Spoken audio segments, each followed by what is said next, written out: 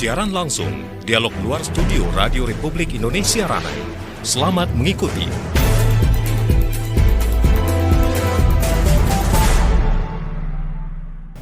Assalamualaikum warahmatullahi wabarakatuh dan selamat pagi pendengar dimanapun berada. Kembali di pagi hari ini kami menyapa Anda dalam acara Dialog Luar Studio Pro 1 RRI Ranai.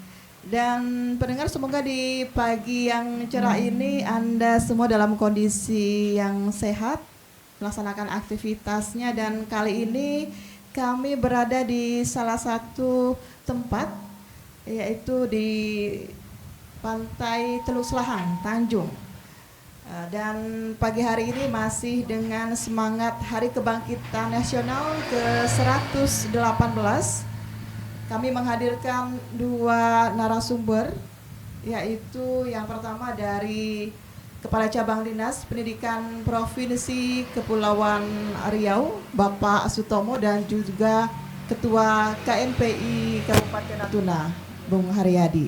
Dan sebagaimana kita ketahui pendengar, pada tahun ini Hari Kebangkitan Nasional kita mengusung tema Jaga Tunas Bangsa Demi Kedaulatan Negara. Dan pada pagi hari ini kami menghadirkan satu topik tentang menjaga tunas bangsa di wilayah 3T, terdepan, tertinggal, dan terluar. Baik, kita sapa narasumber kita pagi hari ini. Assalamualaikum, selamat pagi Pak Sutomo.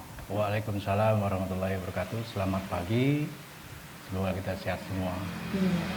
Di sela-sela kegiatan hari ini atau mungkin sepekan ini ada beragam kegiatan nih Pak dari Cabang Dinas Pendidikan Provinsi yang dilaksanakan. Apa saja? Jadi persiapan kemarin kita sudah mulai dari kelas 12, selesai ujian, dilanjutkan kegiatan kesiswaan, FLS 3N.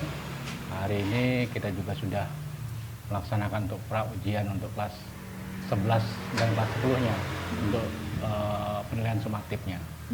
Tapi masih proses sampai hari ini. Iya. Sebelum kita melangkah pada beberapa pertanyaan yang kita usung pada pagi hari ini, kita tahu pastinya Bapak ini kan akademik dan juga pernah menjadi pemuda ya yang mengisi perjuangan kemerdekaan Indonesia. Bicara tentang Hari Kebangkitan Nasional, Pak, apa sih pandangan Bapak tentang Hari Kebangkitan Nasional ini? Kalau kita lihat dari pesan moral yang memang diterapkan di tema tahun ini, jaga tunas bangsa demi kedaulatan negara. Ini sebenarnya sangat luas sekali maknanya, terutama bagi kita untuk menjaga ini bukan hanya menjaga, tapi bagaimana untuk mereka ini bisa memberikan yang terbaik, kan gitu. Kita lihat sekarang ini memang kita sudah memasuki generasi yang ke-6. Dari mungkin dulu di tahun 46 ke bawah ya, generasi yang pra bombing, kemudian di tahun 1946 sampai 64 itu kita lihat ada generasi baby booming ya, setelah pasca Perang Dunia Kedua. Dilanjutkan lagi ya untuk generasi X ya. Mungkin kalau kita ini udah masuk dalam generasi X ya, Bang Haryadi. Kemudian ada generasi milenial ya, itu di generasi Y. Kemudian kita lihat lagi di tahun 2080 ya, itu sudah mulai sampai tahun 2012 itu Gen Z. Ya. Nah, hari ini 2013 ke atas sudah post Gen Z atau kita kenal dengan generasi Alpha. Nah, kalau kita melihat generasi ini berarti kita harus melihat perkembangannya dulu. Ya. Jadi hari ini berbeda dengan kita dulu, yang memang notabene-nya mereka lebih dekat dengan dunia digital. Nah, jadi untuk bagaimana menjaga tunas bangsa ini, tentu banyak faktor yang harus kita perhatikan. Ya. Faktor yang harus kita pikirkan, mungkin dari meja ini, dari view pantai yang menarik ini, kita bisa menjadi satu gagasan ya Pak ya, bahwasanya jaga tunas bangsa demi kedaulatan negara. Nah, kita ke Bang Haryadi sebagai Ketua KNPI Natuna. Ayo Bang Haryadi ini kan sudah malang melintang ya pada organisasi kepemudaan di Natuna ini. Dan kalau kita sinkronkan dengan tema Harkitnas kali ini, Bang, jaga tunas bangsa demi kedaulatan negara. Dalam perspektif pandangan Bang Haryadi sendiri bagaimana dari daerah 3T ini, Bang? Baik, terima kasih. Hari ini memang menjadi tugas kita bersama kalau berbicara merawat tunas bangsa ini. Karena perkembangan zaman dunia digital yang sangat luar biasa di era sekarang ini menjadi PR yang sangat besar bagi kita untuk merawat tunas-tunas bangsa yang selaku pewaris bangsa ini di masa depan. Karena yang kita khawatirkan dengan perkembangan dunia digital yang lost control bisa berakibatkan generasi kita tentunya akan menjadi rusak. Maka penting dengan tema yang diangkat oleh pemerintah di tahun ini, kita mengaplikasikannya dengan tetap menjaga dan mengaplikasikan juga kepada generasi kita terhadap kearifan dan kebudayaan lokal kita. Karena kita tidak ingin generasi kita di masa datang, mereka menjadi generasi yang oke bisa maju secara dunia digitalnya, tetapi kearifan dan kebudayaan lokal mereka tertinggal. Bahkan itu sudah mulai kita rasakan di era sekarang, di tahun 2020 ke 2026 ini saja kita sudah bisa merasakan itu, bahwa generasi-generasi muda kita mereka justru tertinggal tentang kearifan lokal mereka sendiri. Sedangkan kearifan lokal kita ini adalah salah satu aset yang harus kita rawat dan kita jaga, karena ini menjadi suatu ciri khas pertanda bahwa ini adalah kita Indonesia gitu. Atau kita berbicara kita Natuna, ini adalah kita Natuna. Dan kita besar hari ini sampai ke mancanegara karena ini kita Indonesia. Nah, jadi ini harus betul-betul kita aplikasikan agar generasi kita mendatang tidak hanya terpaut dalam digitalisasinya saja, tetapi kearifan dan kebudayaan lokal mereka justru hilang dan tertinggal. Ya, baik. Pak Tomo, kalau kita bicara tentang mutu dari sumber daya manusia, tentunya kita juga harus tidak jauh ya dari pendidikan itu sendiri sebagai dasar utama ya. Betul. Untuk membangun dari sumber daya manusia. Terlebih kita adalah daerah 3T, bisa dikatakan beberapa di antara kecamatannya itu tergolong daerah 3T di Natuna. Nah, kita ingin tahu sendiri keterangan ini atau informasi yang mungkin bisa publik ketahui, Pak, seperti apa sih sebenarnya pendidikan di wilayah 3T khususnya di Kabupaten Natuna ini, karena kita tahu dinas provinsi atau dinas pendidikan provinsi itu menaungi SMA, SMK dan juga SLB ya betul. Di kabupaten. Bisa dijelaskan kondisinya seperti apa sekarang, Pak? Baik, jadi begini, terkait dengan Hari Kebangkitan Nasional ini, saya sedikit mengutip apa yang disampaikan oleh Ibu Emilda Sulasmi. Beliau adalah guru besar Universitas Muhammadiyah Sumatera Utara, menyampaikan bahwa ada 4 hal yang memang harus kita perhatikan di dalam menjaga tunas bangsa di daerah perbatasan. Salah satunya adalah pendidikan. Selain kesehatan, kemudian literasi digital, dan satu lagi adalah memberikan kesempatan peluang bagi generasi muda. Nah, kita fokus pada pendidikan. Hari ini kita berbicara masalah pendidikan, terutama untuk akses pelayanan, kemudian ketersediaan sarana prasarana. Alhamdulillah di saat ini untuk Natuna, khususnya untuk tingkat SLTA, fasilitas sarana dan prasarana kita sudah memadai. Kalau kita bandingkan dengan tempat-tempat lain, standar pokok sudah terpenuhi. Bahkan layanan akses yang mungkin keterjangkauan itu sudah kita penuhi semua sampai di beberapa kecamatan. Dan tahun ini juga ada terkendala, ada satu kecamatan di Pulau Tiga itu yang notabene-nya pada waktu pembelajaran harus menyeberang, dan tahun ini insya Allah kita bangun juga di seberang supaya nanti aksesnya juga akan dipermudah. Jadi untuk kegiatan-kegiatan ini baik SMA, SMK maupun SLB sampai hari ini masih berjalan normal, baik untuk kegiatan pembelajarannya maupun kegiatan ekstrakurikuler yang bisa membekali untuk anak-anak ini. Gitu. Iya. Baik, kita ke Bang Ari-Ari, Bang. Tadi Pak Tomo mengutip ada beberapa yang disampaikan ya, Bang ya. Ini kita ingin tahu juga nih, sejauh ini apa peran pemuda nih dalam mendukung pendidikan dan pembangunan karakter anak-anak di daerah perbatasan? Baik, peran pemuda hari ini tentu banyak yang dilakukan, khususnya di daerah 3T tersebut. Karena hari ini kita lihat dengan dunia digitalisasi tadi, pengembangan karakter pemuda kita itu terus ada dilakukan. Bahkan kita bisa melihat di media sosial, bagaimana generasi-generasi muda kita yang di daerah terdepan terluar itu mereka aktif dengan ide-ide kreatifnya, dengan konten-konten kreatifnya. Ini menandakan bahwa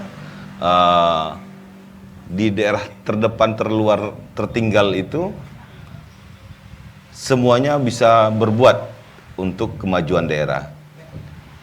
Dan tidak kalah penting sebenarnya dalam hal ini adalah memang dukungan dari pemerintah itu sendiri. Karena apa yang mereka buat hari ini salah satunya akibat dukungan pemerintah, yaitu karena diberi jaringan internet sampai ke daerah terluar terdepan dan tertinggal itu.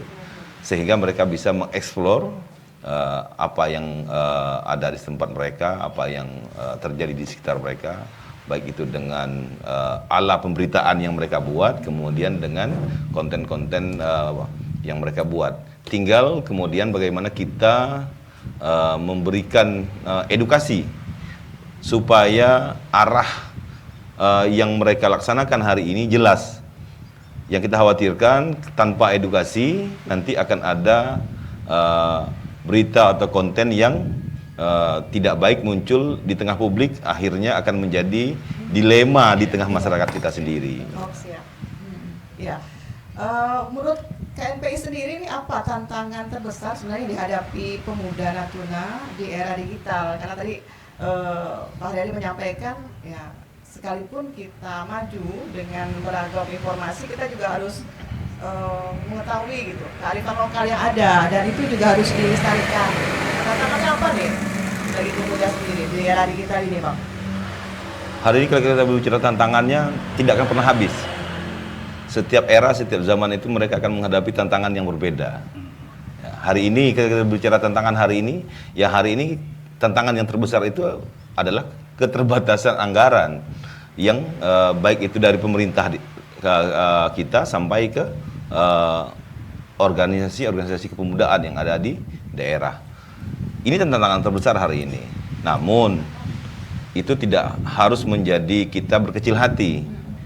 Maka harus kita tetap tanamkan kepada generasi muda kita yang para pahlawan kita terdahulu perbuat, itu menjadi contoh. Maka hari ini kita yang harus mengekspos pesan-pesan nasihat para pendahulu kita, para pendiri bangsa ini, bahwa salah satunya apa yang dapat kamu berikan kepada bangsamu.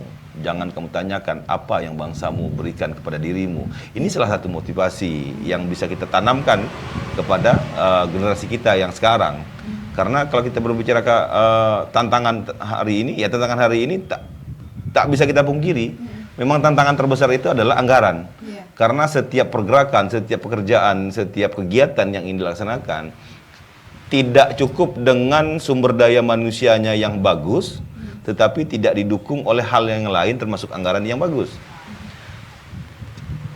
Perubahan stigma ini terjadi di masyarakat kita.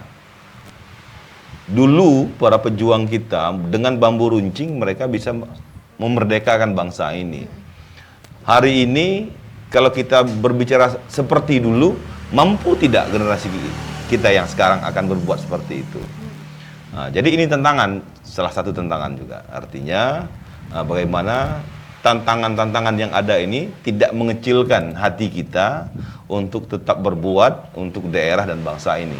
Itu yang terpenting yang kita tanamkan. Seperti yang saya sampaikan tadi, ada pesan baik yang di zaman perjuangan, jangan tanyakan apa yang bangsamu berikan pada dirimu, tapi tanyakan apa yang bisa kamu berikan kepada bangsamu. Ini penting, pesan ini harus kita sampaikan terus kepada generasi kapanpun. Karena apabila generasi muda di era manapun mereka bisa menyerap pesan ini dengan baik, maka mereka akan berbuat sebaik mungkin untuk bangsanya. Seperti itu. Ya, salah satu tantangan yang mungkin menjadi hambatan dalam kegiatan-kegiatan adalah anggaran yang saat ini bisa dikategorikan memang minim ya. Ya. Nah, ada nggak gagasan atau juga mungkin proyek-proyek ke depan yang mungkin ingin dilakukan KNPI sendiri, mungkin untuk suatu hal yang sederhana gitu, tanpa budget biaya yang tinggi, agar tujuan-tujuan dari KNPI dalam meningkatkan kemampuan pemuda, terutama berada di daerah 3T ini bisa terlaksana di Natuna? Hari ini seperti yang saya sampaikan tadi, karena kita sudah diberikan salah satu kemudahan oleh pemerintah, yaitu dengan jaringan internet yang bagus, sampai ke daerah terluar, sampai ke daerah terdepan, maka hari ini salah satu yang kita lakukan adalah memanfaatkan jaringan media sosial.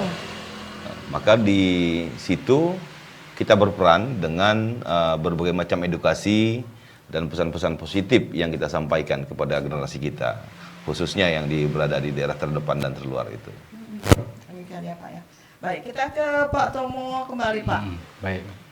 Untuk SMA, SMK ini kan tersebar ya di beberapa kecamatan di daerah. Khususnya mungkin ada daerah-daerah yang bisa dikatakan daerah terjauh Pak. Dan pendidikan ini kan nggak jauh juga dari guru-guru atau tenaga pendidik di situ. Seberapa meratakah gitu Dinas Pendidikan Provinsi itu menyediakan ya guru-guru yang mumpuni, khususnya bagi daerah-daerah atau sekolah yang berada di perbatasan atau jauh ya dari pusat kota. Karena ini tantangannya luar biasa nih Pak. Betul. Ada guru yang harus jauh pakai motor atau pompong yang mungkin ya dalam keadaan cuaca yang ekstrim itu bisa membahayakan atau memiliki resiko tersendiri ya bagi pribadinya. Betul. Gitu.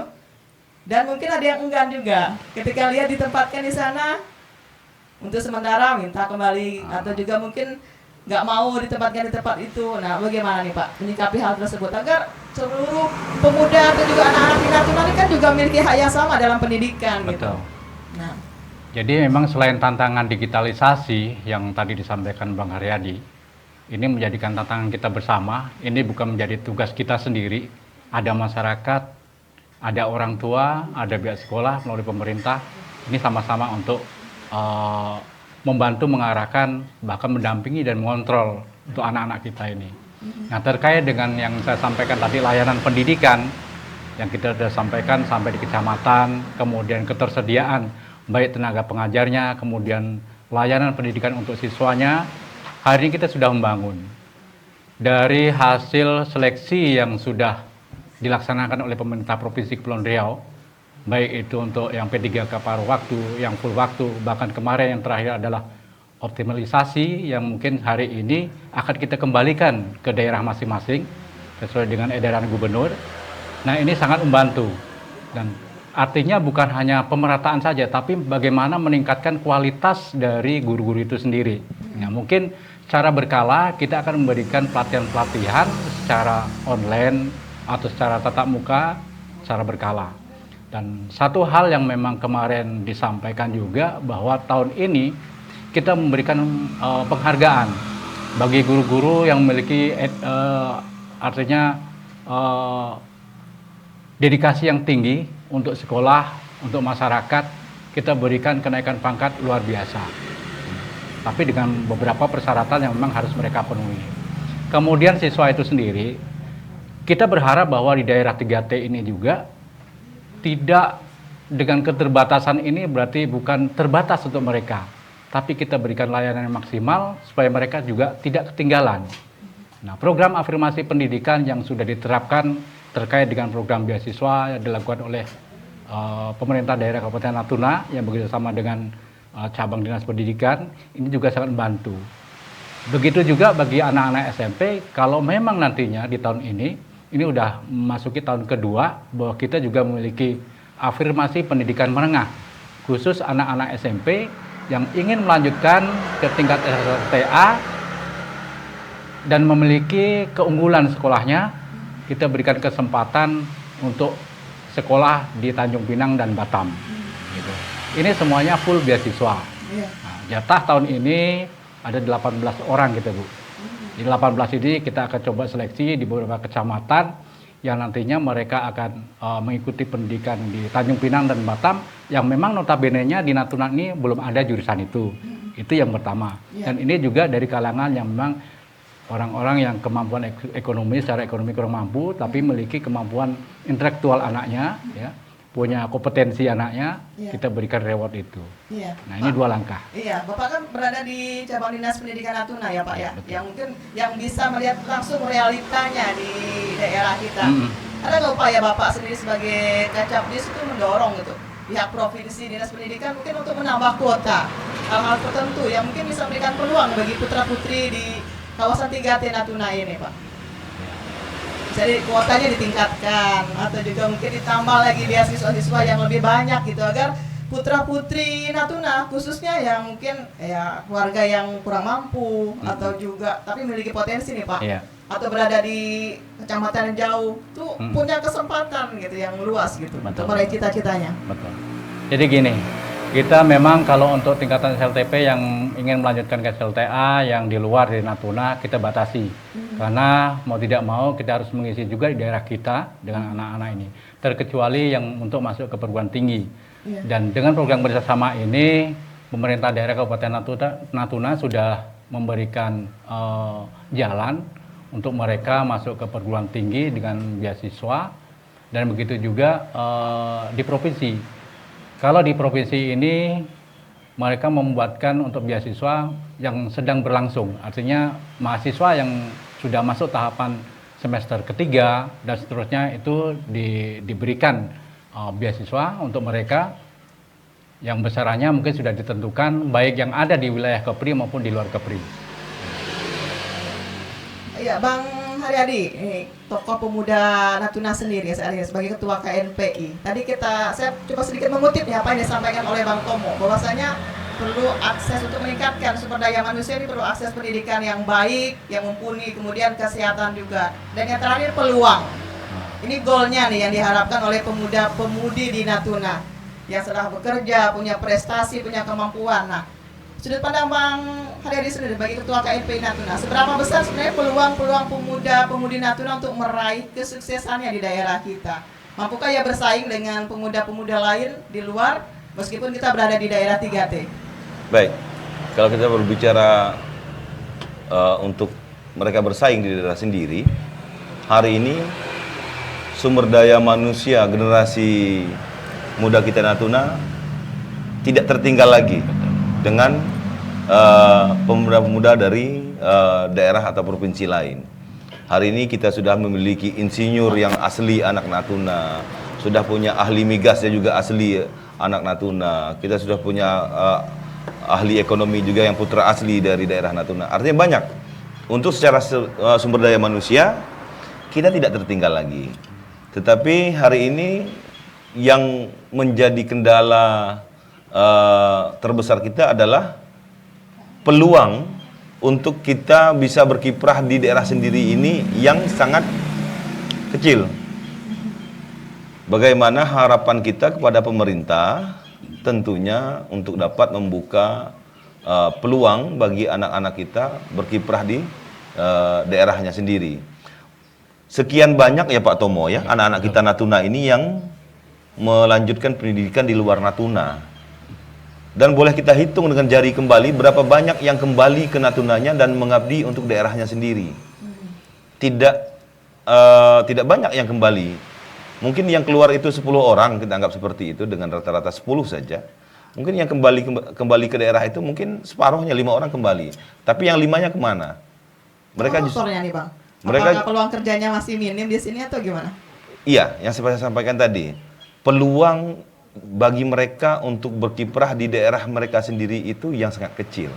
Maka kita berharap kepada pemerintah tadi untuk bisa menciptakan dan membuka peluang yang ada di daerah ini. Karena potensi Natuna, kalau kita berbicara potensi Natuna itu sendiri sangat besar, namun hari ini faktor-faktor X-nya yang perlu kita perbaiki seperti transportasi udara kita yang masih sangat tinggi harga tiketnya, kemudian transportasi laut kita memang sudah ada rutin, tetapi di bulan-bulan tertentu yang terhambat dengan faktor cuacanya. Artinya tak bisa jalur laut, mungkin harus jalur udara, tapi tak bisa juga jalur udara karena harga tiketnya tinggi. Kemudian faktor lain lagi, sarana dan prasarana. Hari ini termasuk yang menjadi hal mendasar. Orang susah dan tidak ingin berinvestasi di Natuna itu, faktor mendasarnya adalah masalah air dan listrik. Hari ini itu menjadi tantangan bagi pemerintah kita, bagaimana ini hal yang mendasar saja terpenuhi, maka investor-investor itu akan tertarik dengan kita. Saya pengalaman sendiri ini Kak Yus. Ada kawan di Kota Batam bercerita tentang potensi Natuna yang mereka bisa buat untuk berkiprah di Natuna. Kebetulan kawan ini juga sama-sama di organisasi kepemudaan. Beliau siap apabila didukung oleh faktor dasar yang ada di Natuna seperti air, listrik. Jadi dengan 3 hal ini mereka mundur. Yang pertama dengan harga tiket yang tinggi, kemudian dengan air yang susah, kemudian yang listriknya yang belum terpenuhi secara maksimal, mereka mundur. Karena yang 2 ini kebutuhan pokok dasar ini harus tercukupi gitu. Kalau tidak, ini kita susah untuk berinvestasi dan berusaha. Ini jadi makanya kalau berbicara kenapa anak-anak Natuna itu tidak semuanya kembali ke daerahnya, mereka justru berkiprah di luar. Salah satunya ada siswa saya, kebetulan saya pelatih silat, perguruan silat, siswa saya insinyur dia insinyur. Hari ini dia di Pulau Bali, bekerja di sana dia. Dia tidak kembali ke Natuna untuk berkiprah di daerahnya sendiri, tapi dia mencari kesempatan di luar. Karena tadi peluang yang ada di daerah kita sangat kecil. Iya. Apa yang disampaikan Bang Haryadi ini sebenarnya sudah sering juga saya dengar di kalangan para pemuda atau juga remaja ya, ketika wawancara berita dan sebagainya. Memang beberapa faktor itu yang menjadi mereka merasa selain di daerah harus up gitu, keluar daerah gitu untuk menggali untuk mendapatkan suatu hal yang diimpikan gitu. Baik, kita break sejenak pendengar, nanti kita akan kembali lagi bersama 2 narasumber kita. Perbincangan cukup menarik hari ini dan makin menunjukkan satu perspektif yang positif nih. Kita lihat juga nih bahwasanya seberapa mampu sih pemuda Natuna nanti mampu memiliki skill yang mumpuni. Sebagaimana kita ketahui kan juga ada jalur SMK ya Pak ya, di wilayah kita. Namun sebelumnya kita break sejenak dan tetap bersama kami di Pro 1 RRI Ranai. Anda masih bersama kami dalam siaran langsung Dialog Luar Studio Radio Republik Indonesia Ranai.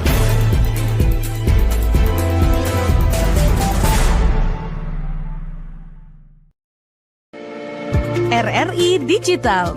Nikmati kemudahan interaksi, partisipasi, dan kolaborasi dengan RRI Digital. Interaksi, dengar dan saksikan siaran langsung kami, daftarkan akun kamu, dan mulailah berinteraksi di setiap program dan konten kami. Partisipasi, kreasikan konten kamu dengan berita, podcast, vlog, film, musik, dan playlist. Kolaborasi, kami mengajak berbagai komunitas untuk berkembang bersama melalui digital platform. RRI Digital sekarang menghadirkan terobosan baru, workspace platform dan online learning platform dengan fasilitas-fasilitas unggulan, monitor impact dan outcome, meeting online, video conference, dan library. RRI Digital menghadirkan fitur-fitur untuk peningkatan interaksi, partisipasi, kolaborasi, workspace, dan learning. Yuk segera download RRI Digital.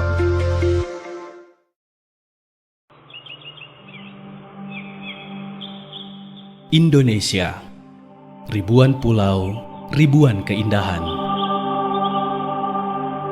Suku, bahasa, adat istiadat menjadikan satu keharmonisan.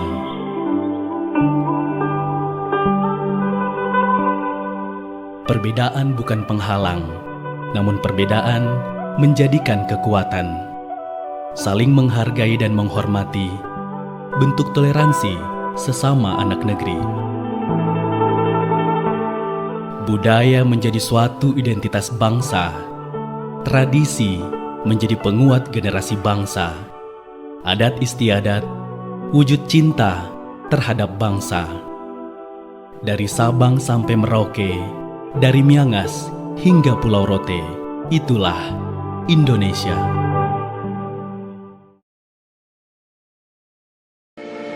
RRI Digital. Nikmati kemudahan interaksi, partisipasi, dan kolaborasi dengan RRI Digital. Interaksi, dengar dan saksikan siaran langsung kami, daftarkan akun kamu, dan mulailah berinteraksi di setiap program dan konten kami. Partisipasi, kreasikan konten kamu dengan berita, podcast, vlog, film, musik, dan playlist. Kolaborasi, kami mengajak berbagai komunitas untuk berkembang bersama melalui digital platform.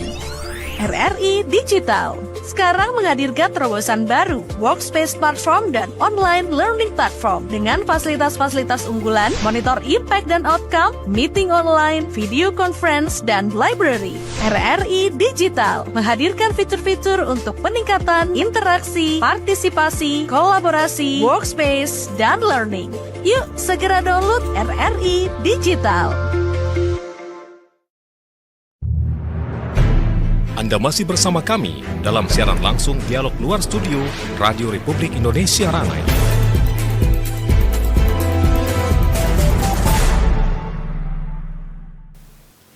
Ya, baik pendengar Pro 1 dimanapun berada, kita masih bersama di acara Dialog Luar Studio untuk hari ini, Jumat 22 Mei 2026, masih dengan tema kita yaitu menjaga tunas bangsa di wilayah 3T, terluar, terpencil dan terjauh ya. Dan tentunya pada pagi hari ini kita akan mengulas kembali tentang bagaimana upaya kita bersama untuk menjaga tunas bangsa di wilayah kita, baik dari segi pendidikan, yaitu ada Cabang Dinas Pendidikan Provinsi Kepri diwakili oleh Kepala Cabang Dinasnya yaitu Pak Sutomo, dan juga dari KNPI Kabupaten Natuna, ketuanya yaitu Bang Haryadi. Iya Pak, kita tahu tadi sumber daya manusia di daerah 3T ini kalau untuk Provinsi Kepri itu bukan main ya perhatiannya, salah satunya dengan membangun sekolah-sekolah kejuruan advokasi di daerah. Tapi kalau kita perhatikan sekolah-sekolah tersebut ketika bersaing dengan jurusan umum seperti SMA masih bisa dikatakan agak sulit ya Pak ya, dimana minatnya tuh masih sangat sedikit gitu bagi pelajar atau juga siswa-siswi di daerah kita untuk masuk ke jenjang pendidikan tersebut Pak. Sebenarnya apa sih Pak yang mendasari kenapa mereka ini kurang meminati kejuruan tersebut, dan upaya dari Cabang Dinas Pendidikan sendiri mungkin bisa memberikan edukasi pentingnya gitu sekolah advokasi ini untuk daerah kita, khususnya pemuda-pemudi daerah yang berada di daerah 3T. Baik, terima kasih Kak Yus. Jadi kalau kita lihat perkembangannya dalam beberapa tahun ini, memang untuk SMK ini sedikit ada terkendala, terutama secara internal, karena kita untuk memberikan edukasi kepada anak-anak ini, terutama untuk generasi muda yang apa yang disampaikan Mbak Riyadi tadi, dalam pergaulannya, kemudian dalam kesehariannya, mereka mungkin masih ada ikut kawan, ya, kemudian ikut-ikutan. Sementara tuntutan zaman sekarang ini sudah semakin sulit, kemudian menuntut kemampuan skill yang harus dimiliki oleh generasi muda ini. Nah, ini belum tersampaikan kepada orang tua kita. Orang tua kita, mohon maaf saja, kalau kita lihat terutama di Natuna, ini biasanya hanya mengikuti anak, kemana kemauan anaknya. Tidak memberikan pemahaman kurang memberikan pemahaman.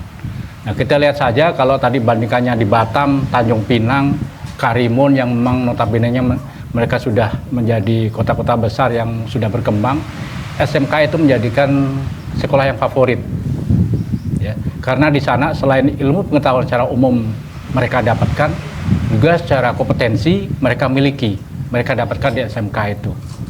Nah, kalau dibandingkan sarana dan prasarana yang ada di Kabupaten Natuna, kita tidak kalah.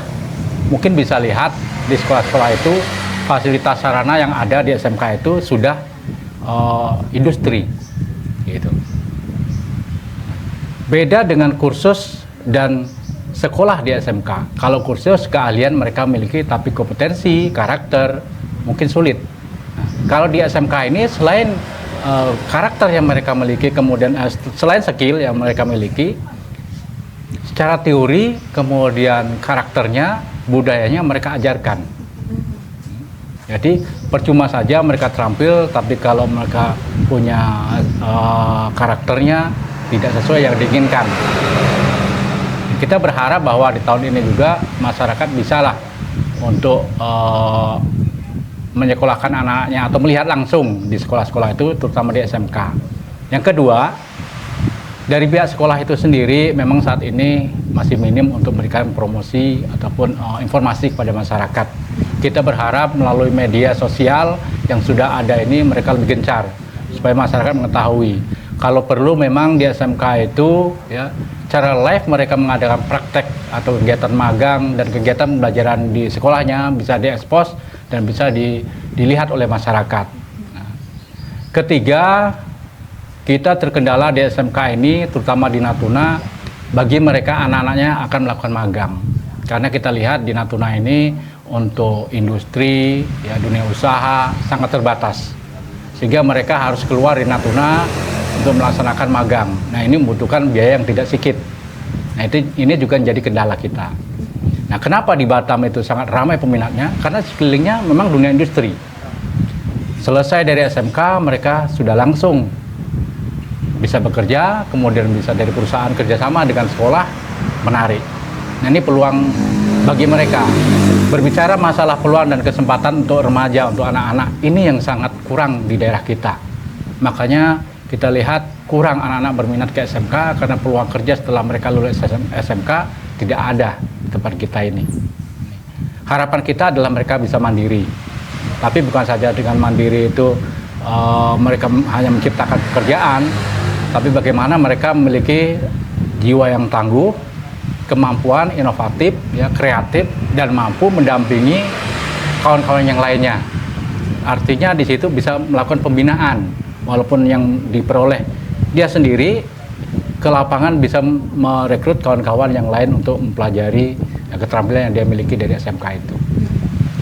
Iya, Bang Haryadi, setiap generasi ini kan punya tantangan yang berbeda-beda ya. Kalau dulu mungkin di era-era kita internetnya sangat terbatas, ya. Ya, HP juga paling untuk komunikasi ya. Tapi kalau sekarang nih semuanya zaman saya bahkan belum mudah punya HP. diakses gitu, informasinya. Nah, sebagaimana yang tadi di awal Bang Haryadi sampaikan bahwasanya saat ini yang perlu diperhatikan adalah pengembangan karakter dan juga bagaimana pemuda-pemudi Natuna itu mencintai ya kearifan lokal daerah sendiri gitu. Nah, menurut Bang Haryadi sendiri di antara gempuran informasi dan juga beragam akses ya dari internet saat ini yang mudah sekali diperoleh oleh pemuda-pemudi kita, bagaimana nih cara menarik minat dari pemuda itu agar aktif dalam kegiatan positif dan menjauhi pengaruh negatif? Baik, terima kasih. Menarik yang ini Kak Yus, karena berbicara tentang kearifan dan budaya tempatan itu menjadi hal boleh kita sebut sebagai salah satu tantangan, karena kekhawatiran yang terbesar kita adalah memang kearifan dan budaya tempatan itu tidak berbias dan melekat kepada generasi kita di masa depan.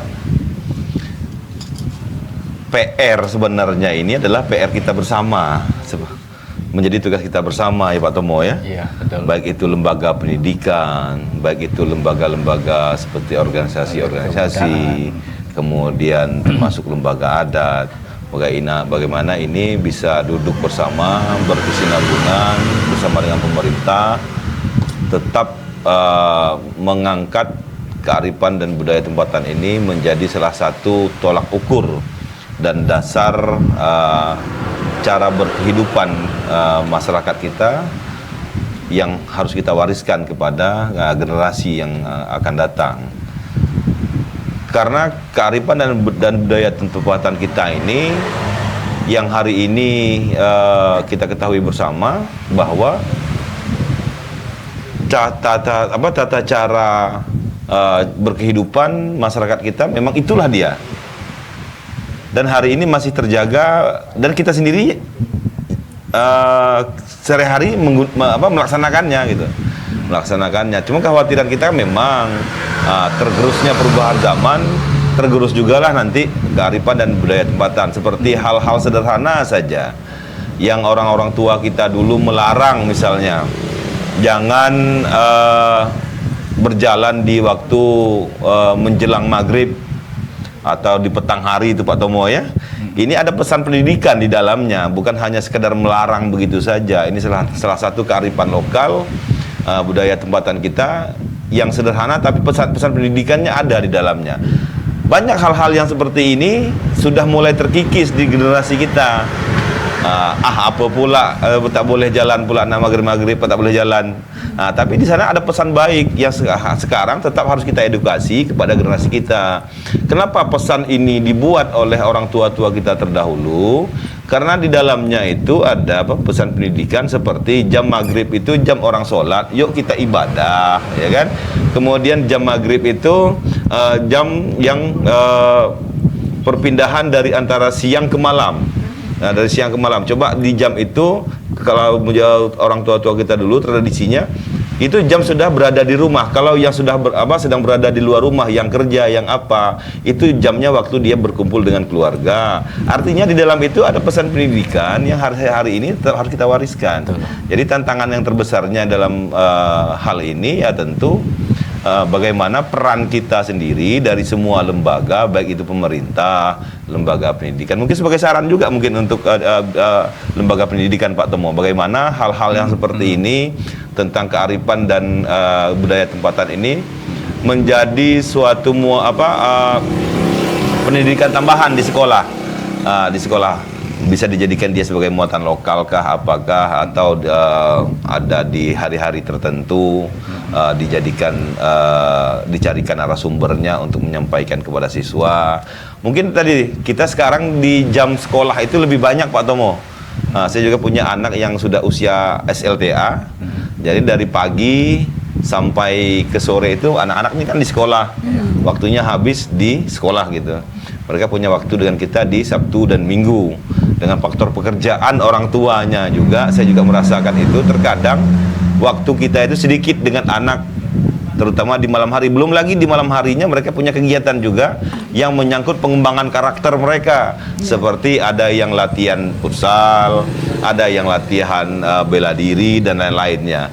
Jadi akhirnya kita punya waktu dengan mereka itu dari maghrib sampai ke ba'da isya. Itu waktu kita dengan anak-anak. Nanti jumpa mereka lagi jam istirahat. Jam istirahat, karena mereka dalam rangka pengembangan karakter ini, anak-anak ini seperti anak saya sendiri, dengan kegiatan dia yang di malam hari itu saya lepaskan, silakan ikut kegiatannya selagi itu kegiatannya yang menyangkut dari pengembangan karakter dia, baik itu untuk prestasi dia di bidang non akademik maupun lain-lain. Jadi saya berikan kelonggaran itu dengan dia untuk melaksanakan.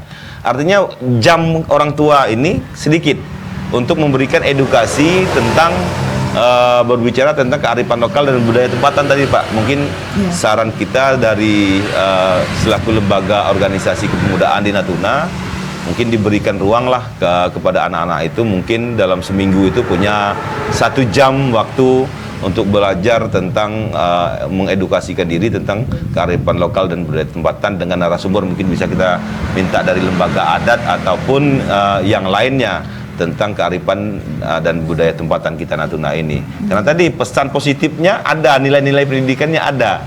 Tapi hari ini di generasi muda kita, khususnya anak-anak kita sudah mulai tergerus, Pak. Betul. Pesan-pesan positif yang dimiliki orang tua kita terdahulu. Begitu Iya. mungkin Ustaz Kais. Masih tersedia waktu untuk pendengar kita. Semoga tidak ada kendala jaringan atau sebagainya ya. Di 0811 7033 669, di 0811 7033 669. Iya. Kita kembali ke Pak Tono tadi, harapan dari Bang Haryadi sendiri ya, bahwasanya perlu ada nih pemuda atau pihak sekolah sendiri itu memberikan suatu edukasi untuk kearifan lokal gitu kepada siswa-siswa di daerah ini. Nah, sebenarnya sudah ada nggak sih Pak, misalnya kebiasaan-kebiasaan atau hal-hal yang dilakukan pihak sekolah sendiri dalam menunjang hal ini, Pak? Berbicara masalah kearifan lokal untuk di satuan pendidikan, memang kita tidak terlupakan bahwa edukasi itu bukan hanya mentransfer ilmu, tapi di dalamnya ada budaya, ada karakter, sudah kita tanamkan semuanya. Waktu kita 8 jam di satuan pendidikan, kami sampaikan kepada orang tua bahwa selama anaknya di satuan pendidikan selalu aman. Kita pembinaannya secara maksimal, kemudian dengan kenyamanan, dengan keramahan, budaya juga tetap kita terapkan. Contoh saja setiap kegiatan ekstrakurikuler yang kita tampilkan itu sudah menunjukkan bahwa budaya anak-anak, budaya kita tetap dibawakan oleh anak-anak. Baik itu di bidang seninya, kemudian bidang-bidang lain yang memang masih kita budayakan ya.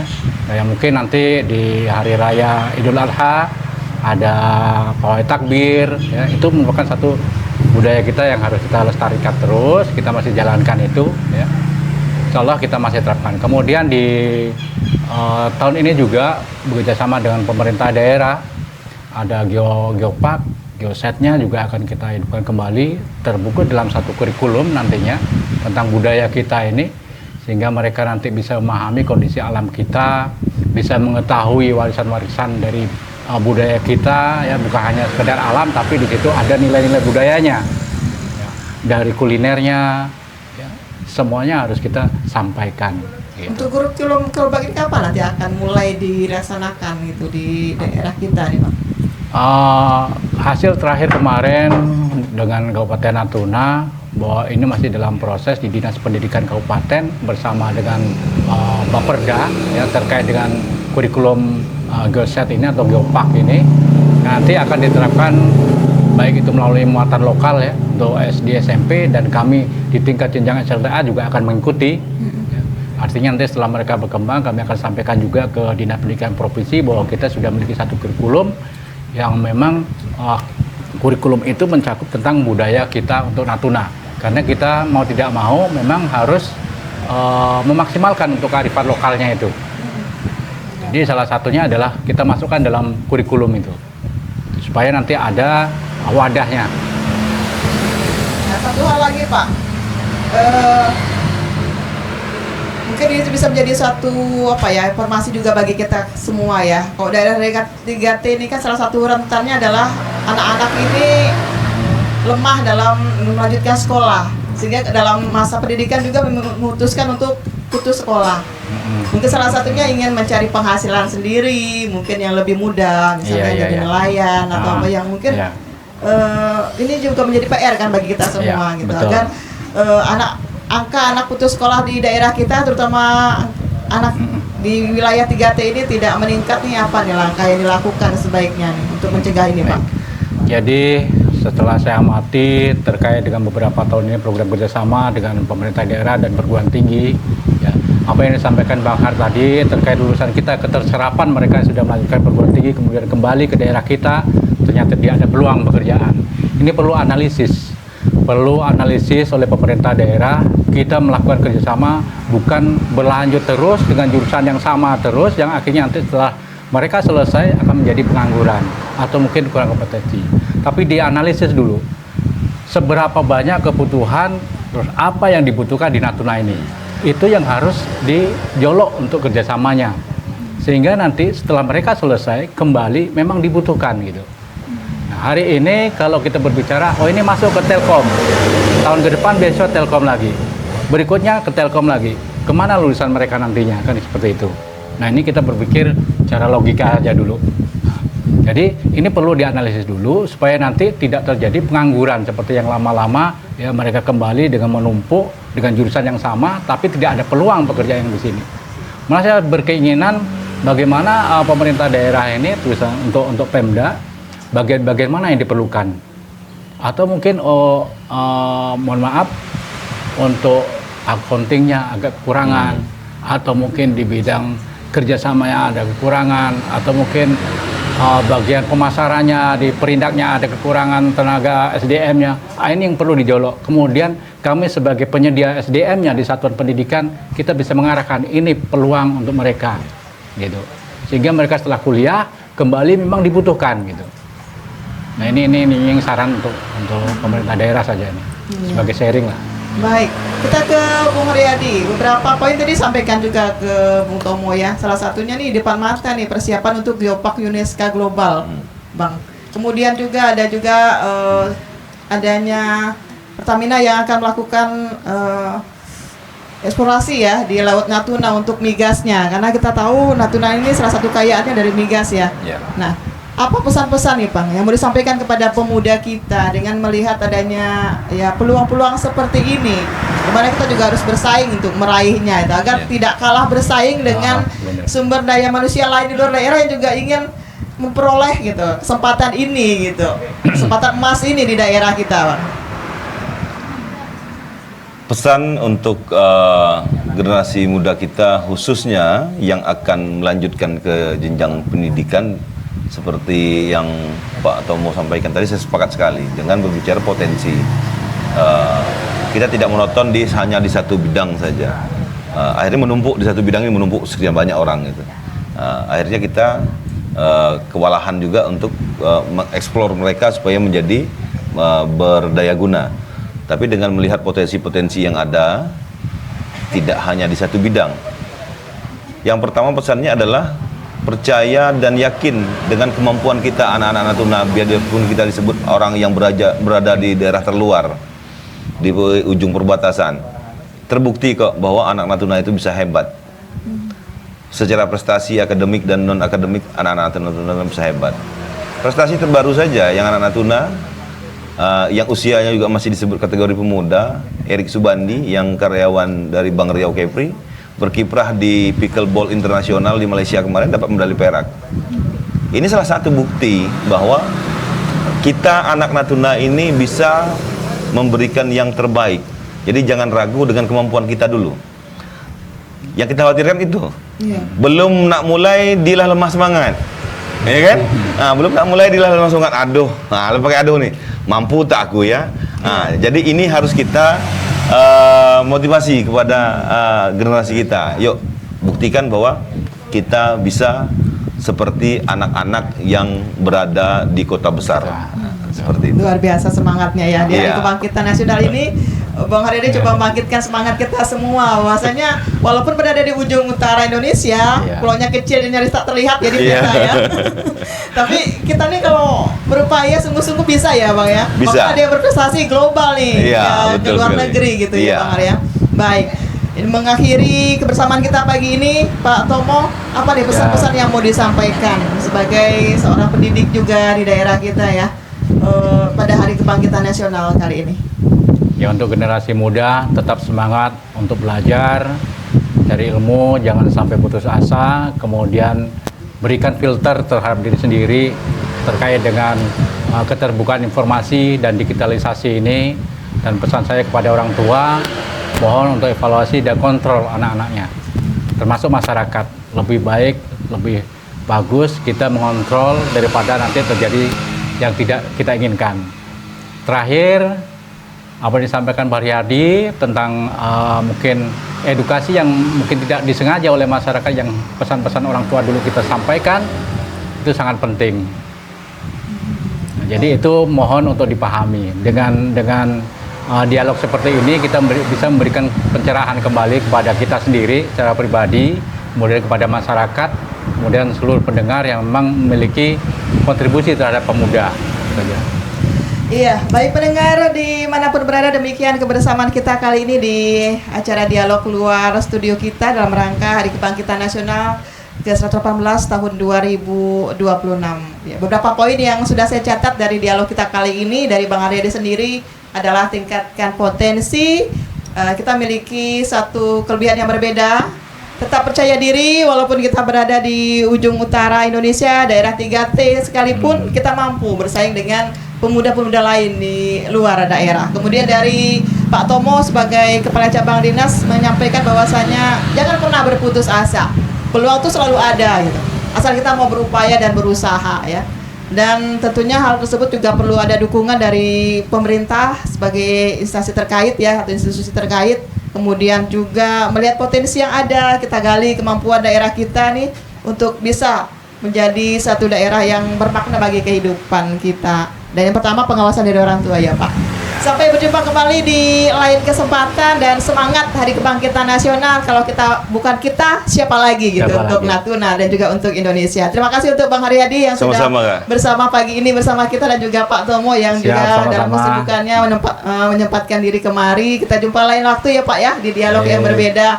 Informasi-informasi positif senantiasa kita sampaikan kepada masyarakat kita. Saya Yuspianti pamit undur diri. Wassalamualaikum warahmatullahi wabarakatuh dan selamat beraktivitas. Demikian siaran langsung dialog luar studio Radio Republik Indonesia Ranai. Sampai jumpa.